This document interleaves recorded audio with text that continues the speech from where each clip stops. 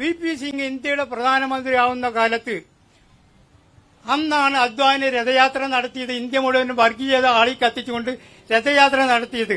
ആ രഥയാത്രയെ VP സിംഗിന്റെ Lalu Prasad Yadav അദ്വാനിയെ arrest ചെയ്തപ്പോൾ അതിനെതിരെ VP സിംഗിനെതിരെ BJPക്കാർ അവിശ്വാസം കൊണ്ടുവരികയും ആ അവിശ്വാസത്തെ പിന്തുണച്ചുകൊണ്ട് VP സിംഗ് എന്ന് പറഞ്ഞാൽ ഇന്ത്യ കണ്ട ജവഹർലാൽ നെഹ്റു കഴിഞ്ഞാൽ ഏറ്റവും നല്ല പ്രധാനമന്ത്രി ആയിരുന്ന VP സിംഗിനെ താഴെയിറക്കുന്നതിനു വേണ്ടി BJPക്കാരും കോൺഗ്രസുകാരും മുസ്ലിം ലീഗിനുകാരും കൂടി ഒരുമിച്ച് നിന്നുകൊണ്ടാണ് VP സിംഗിനെ താഴെ ഇറക്കിയത്. അതെ, ചോദ്യം ആരുടെങ്കിലും ഉണ്ടോ? ചോദ്യം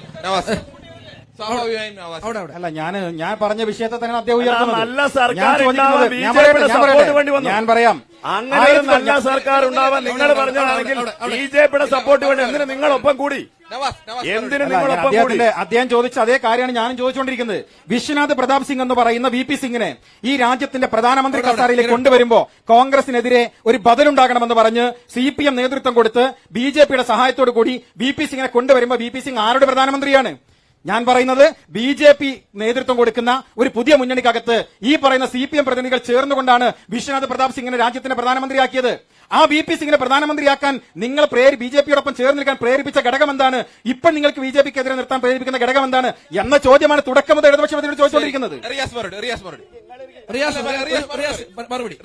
VP സിംഗിന്റെ ഇന്ത്യയിൽ മണ്ഡൽ കമ്മീഷൻ അടക്കം മുന്നോട്ട് കൊണ്ടുവന്ന ഇന്ത്യയുടെ ചരിത്രത്തിൽ തുല്യതയില്ലാത്ത രീതിയിൽ അധസ്ഥിത വിഭാഗങ്ങൾക്ക് സംവരണത്തിലൂടെ തൊഴിൽ മേഖലയിലേക്ക് കൊണ്ടുവന്ന VP സിംഗ് എന്തുകൊണ്ടാണ് ആ സർക്കാർ വീണത്?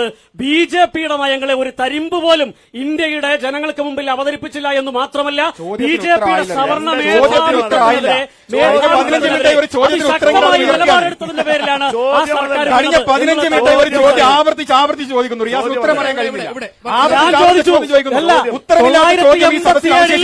CPM പറഞ്ഞതിനെ പറ്റി പറഞ്ഞപ്പോ ഞാൻ താങ്കളോട് ചോദിച്ചു. ഉത്തരമില്ലാത്ത ഒരു ചോദ്യം അവശേഷിക്കുന്നു. 87 VP സിംഗിനെ ഉത്തരമില്ലാത്ത ഒരു ചോദ്യം അവശേഷിക്കുന്നു.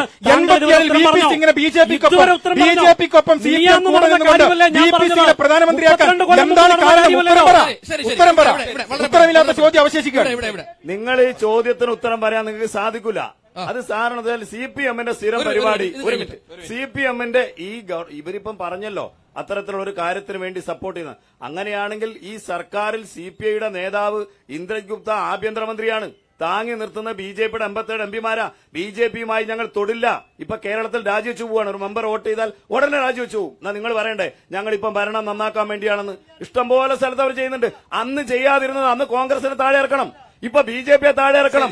താഴെ ഇറക്കാനല്ലാതെ ഭരിക്കാൻ സാധ്യതയില്ലാത്ത ഒരു പ്രസ്ഥാനത്തിന്റെ വിലാപമാണ് ഇവിടെ ന്യൂനപക്ഷങ്ങൾക്കിടയിൽ ആശങ്കയുണ്ടാക്കാൻ വേണ്ടിയിട്ടുള്ള തന്ത്രമാണ്.